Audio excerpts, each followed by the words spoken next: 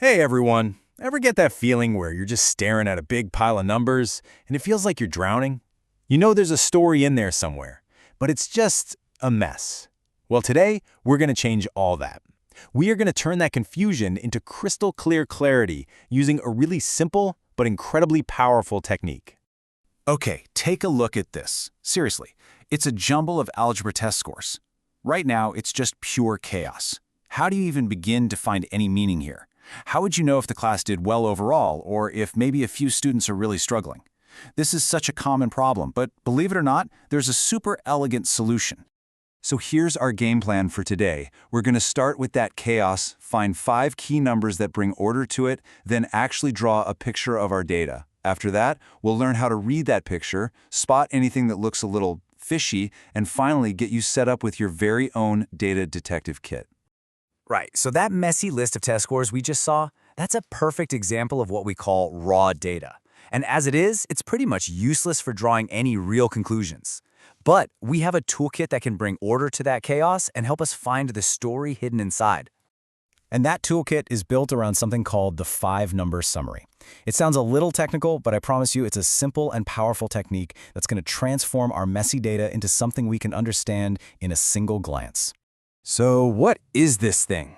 Well, a 5-number summary is just a set of 5 specific numbers that give you a quick snapshot of your data. They tell you about the center, like what's a typical value, and the spread, how varied all the numbers are. And those 5 magic numbers are the minimum, the first quartile, or Q1, the median, the third quartile, or Q3, and the maximum. And finding them is surprisingly easy, especially with a small list of numbers like our test scores. First, you just sort the numbers from smallest to largest. That's step 1. Then you can easily just pick out the smallest and largest ones. Boom, that's your minimum and maximum. The number that's smack dab in the middle, that's your median. Then you just find the middle of the lower half of numbers for Q1 and the middle of the upper half for Q3. Simple as that. Now, what's really cool about this slide is how much clearer things get with just one simple action. On the left, we've got our original jumble. But on the right, that exact same data is just sorted from smallest to largest. Instantly, we've gone from total chaos to perfect order. This is always the first and most important step. And once it's all sorted, look how easy this becomes. The minimum is right there at the top, 3. The maximum is way down at the bottom, 150. The median, sometimes called Q2, is the value right in the middle of the whole list, which for us is 44. Then we just look at the bottom half of the data, find its middle, and that's Q1, 25. We do the exact same thing for the top half, and its middle is Q3, 64. And there you have it, our 5 key numbers, all laid out. Okay, so we have our 5 numbers. That's great. But the real power, the real magic, comes when we turn them into a picture. And this is where we create something called a box and whisker plot, or, just a box plot for short. And it's pretty cool to know who we have to thank for this awesome tool. A statistician named John Tukey came up with these plots for what he called exploratory data analysis. The whole idea was to use simple pictures to notice patterns before you dive into any heavy-duty formal testing. It's really all about being a data detective. And here is what one looks like in the wild. This is a perfect, clean example of a box plot. This one happens to show screen time per week. Don't worry about the specific numbers here, just get a feel for the structure. You can see how all 5 of our summary numbers are represented in one simple graphic. And by the way, these can be drawn horizontally like this one, or they can be flipped and drawn vertically. It makes absolutely no difference to the story the data is telling. So let's break this down. That box right in the middle, that is the heart of your story. It contains the middle 50% of all your data points stretching from Q1 to Q3. The line inside the box, that's your median, your typical value. And those lines that stretch out from the box, the whiskers, they show you the range of the rest of the data, reaching out towards your minimum and maximum values. So we know what the parts are. Now let's go back to our algebra scores and see what story they tell us when we put them into a box plot. The 2 biggest takeaways you get from any box plot are center and spread. For our algebra scores, the center, the median, is 44. That gives us a feel for how the typical student performed.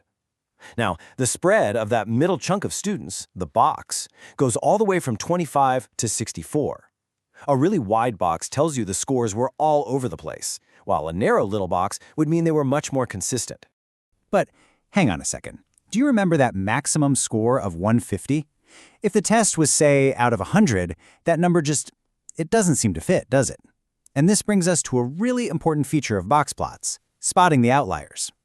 So what's an outlier? It's just a data point that is way, way different from all the others. It could be a simple mistake, like someone typed 150 instead of 15, or it could be something genuinely unique and interesting that's totally worth looking into. So how do you decide if a number is way off? It's not just a gut feeling. Statisticians have a common rule of thumb called the 1.5 times IQR rule.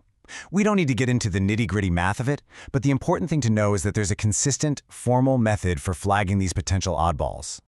And here it is. This is our algebra score data in a modern box plot that uses that rule. Do you see that single dot way up there at 150? The plot has automatically flagged it as an outlier and shows it as a separate point. The top whisker now stops at 97, which is the highest score that isn't considered an outlier. This visual separation is like a giant red flag telling you, hey, go check this number out. So now you have this powerful tool. Let's wrap things up by talking about how you can actually put it to use with your very own data detective kit. So why does all of this matter? Well, think about a classroom. You could put box plots side by side to compare two different class periods. You can instantly spot potential typos, like our 150. You get to see if student performance is really consistent or if it's all over the map. And those outliers can help you find students who either need some extra support or are totally excelling and need a new challenge. It's so useful. And the best part is, you don't need any fancy or expensive software to do this. For a small set of numbers, you can absolutely create a box plot by hand with just a pencil and paper. But you can also use amazing free online tools like GeoGebra. You just copy and paste your numbers and poof, it creates the plot for you instantly. You can even click a button to show or hide the outliers. But, and this is a really crucial point, a box plot is not the final answer. It doesn't tell you why the scores are so spread out or why that outlier exists in the first place. It's a fantastic starting point.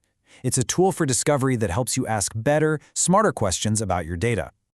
You know, this whole process of being a data detective is summed up so perfectly in this little poem I came across. It goes, read the data like a story, center and spread. Name what you notice clearly, use math words, you said. An outlier asks the question, mistake or something true? Then argue with evidence, what should we do next and why do we do it? So, next time you are faced with a mess of numbers, don't get overwhelmed. Remember the box plot. It's your lens for finding the story hiding in all that noise. And the only question left is this: what story is hiding in your data?